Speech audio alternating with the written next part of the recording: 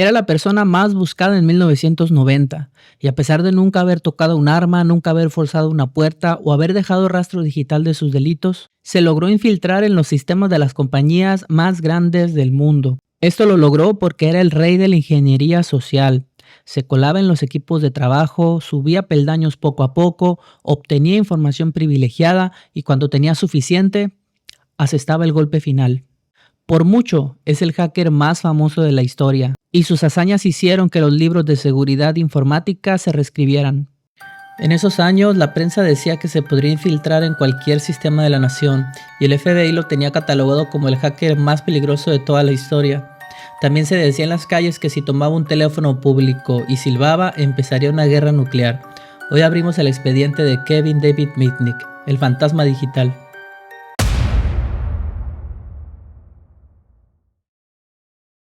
Kevin David Mitnick nació en 1963 en Los Ángeles.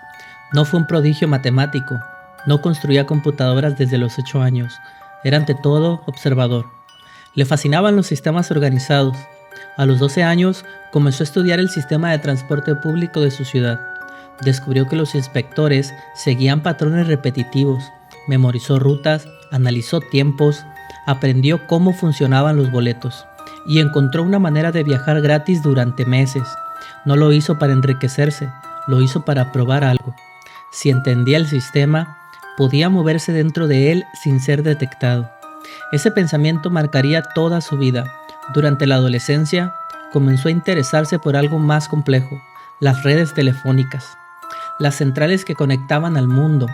En aquella época, la infraestructura telefónica era el sistema nervioso global y estaba construida sobre una base de confianza interna, confianza que por supuesto Kevin empezaría poco a poco a cuestionar. Antes de hackear computadoras, Kevin empezó con algo más simple, el sistema de autobuses de Los Ángeles. Tenía apenas 12 años y platicando con los conductores, descubrió que la perforación que tenían los boletos determinaba si el boleto era válido o no. Observó el patrón de perforación cientos de veces, hasta que se dio cuenta por sí mismo que el sistema no era seguro. Y la razón era que los conductores no eran lo suficientemente cuidadosos como para observar a detalle que la perforación del boleto era la correcta. Kevin estaba a punto de cometer su primer hack. Inmediatamente Kevin se compró una perforadora y a partir de ese momento reperforó boletos usados. En algún punto también fue a la central camionera y se encontró con que esas tarjetas no tenían seguridad alguna, así que simple, las tomó.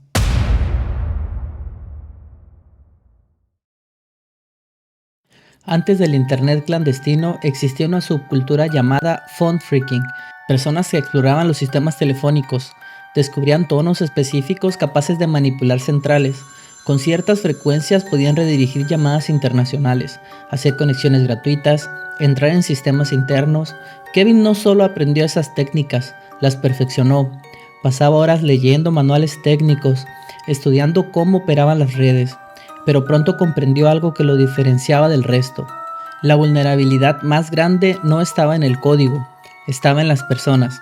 Los operadores telefónicos confiaban en voces seguras, en jerarquías aparentes, en autoridad simulada. Kevin comenzó a llamar, se hacía pasar por técnico, por supervisor, por ingeniero y funcionaba. Aprendió que el acceso no siempre se fuerza, a veces se concede. Este descubrimiento fue más peligroso que cualquier exploit técnico, porque demostró que la tecnología más avanzada del mundo podía ser vulnerada con palabras. El phone phreaking es una de las etapas más interesantes de esta historia, porque Kevin aprendió sobre redes telefónicas en su escuela. Preguntando a sus maestros e investigando en manuales de uso, descubrió que las centrales telefónicas se comandaban por medio de tonos. Esto era casi como meter sistema de programación en una computadora. Y aquí es donde aparece el primer sonido, el famoso 2600 Hz. Con esta frecuencia, Kevin podía dar por terminada una llamada aunque la línea siguiera abierta, por eso se saltaba los cobros. Y también podía hacer llamadas internacionales o acceder a sistemas internos. Con el tiempo, los freakers de esa época inventaron la Blue Box. Esto no era más que una caja que replicaba los sonidos que controlaban las redes telefónicas. Así que básicamente cualquier persona que tuviera este dispositivo podría controlar los sistemas. Aquí voy a hacer un paréntesis para decirles quién fue uno de los pioneros de la Blue Box. Efectivamente, Steve Jobs.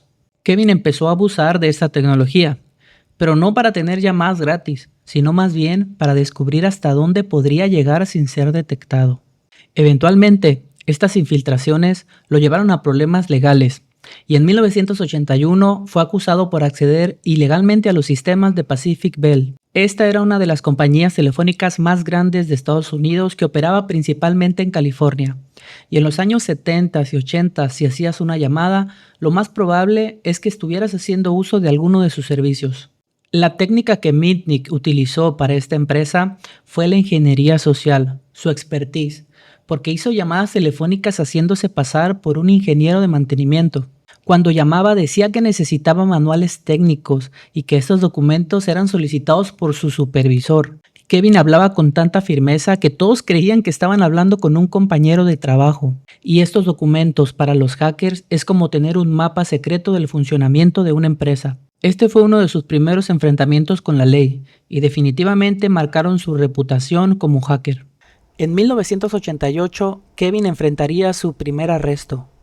Este arresto se dio porque Mitnick dejó su rastro en Digital Equipment Corporation. Como en todos los casos, Mitnick entró por curiosidad, para descubrir cómo funcionaba el sistema interno de esta compañía. El problema es que para lograr eso, tuvo que hacer suplantación de identidad, copió código fuente y accedió a información crítica. Por un tiempo los ingenieros de seguridad informática le dejaron el paso libre a Kevin, para que entrara y saliera cuando quisiera.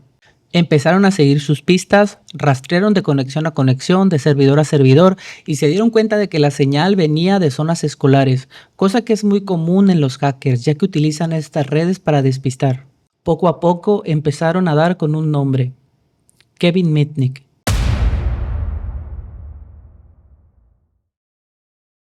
Durante finales de los 80s e inicios de los 90, Mitnick comenzó a entrar en sistemas de grandes corporaciones, Motorola, Nokia, Fujitsu. No robaba dinero directamente, no vaciaba cuentas bancarias, buscaba código fuente, el plano interno, la arquitectura que hacía funcionar los sistemas. Con acceso al código fuente se puede analizar vulnerabilidades, descubrir errores estructurales, comprender cómo romper defensas.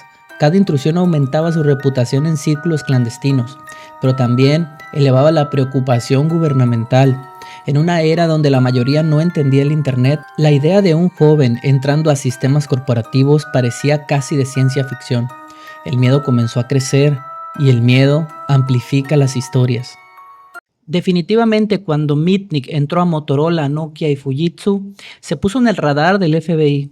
Haber atacado a estas empresas tan grandes solamente hizo que David estuviera huyendo de un lugar para otro sin ser detectado. Para la época, este tipo de criminal era muy extraño, porque ¿cómo encuentras el rastro de una persona que entró con acceso concedido? Estos casos se volvieron mediáticos porque cada vez más Mitnick se estaba burlando de la seguridad de las empresas. Y el problema más grande era que estaba dañando la imagen pública, porque básicamente evidenciaba una y otra vez la poca capacitación que tenía su personal.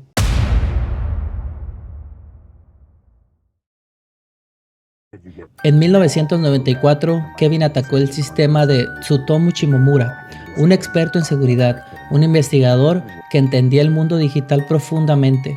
Mitnick utilizó técnicas sofisticadas, IP spoofing, secuestro de sesión, manipulación de confianza entre servidores, engañó a las máquinas haciéndoles creer que era un sistema autorizado, pero esta vez dejó rastro. Shimomura decidió convertir el ataque en una misión personal. Comenzó a rastrear tráfico, analizar registros telefónicos, seguir patrones digitales. Era una guerra silenciosa, una persecución invisible, en una era donde las herramientas eran limitadas. Cada conexión dejaba pequeñas huellas y finalmente una conexión prolongada permitió ubicarlo. Raleigh, Carolina del Norte. Agentes federales ingresaron al apartamento. No hubo persecución cinematográfica, no hubo disparos, solo una computadora y un hombre frente a la pantalla. El fantasma digital había sido capturado. Pero lo que vino después fue más impactante. Los fiscales argumentaron que Mitnick era tan peligroso que si tenía acceso a un teléfono podría provocar ataques masivos. Se habló de amenazas a infraestructuras críticas, de riesgos nacionales El mito superó la realidad. Pasó casi 5 años en prisión, gran parte en aislamiento, sin acceso a computadoras, no por destrucción comprobada masiva, sino por temor. ¿Quieres saber qué fecha eligió Kevin para atacar a Shimomura? 25 de diciembre, Navidad de 1994. Una vez más Kevin haciendo uso de su ingeniería social. Eligió esta fecha porque sabe que todos tienen la guardia baja. Robó herramientas de seguridad, archivos para analizar redes, herramientas personales y correos electrónicos. Esta vez utilizó IP spoofing, haciéndole creer a los servidores que la solicitud venía de máquinas autorizadas. Lo que no sabía era que Shimomura no era una víctima común, y esta vez se estaba tratando con un igual, nada más y nada menos que un experto en seguridad informática de San Diego Computer Center. La cacería digital comenzó, y Shimomura empezó a estudiar el tráfico de red, las rutas de conexión y los patrones de acceso. Con ayuda del FBI llegaron a la conclusión de que Kevin estaba haciendo sus ataques desde un módem telefónico, y si el ataque venía desde allí, estaba conectado a cables físicos que se podrían rastrear.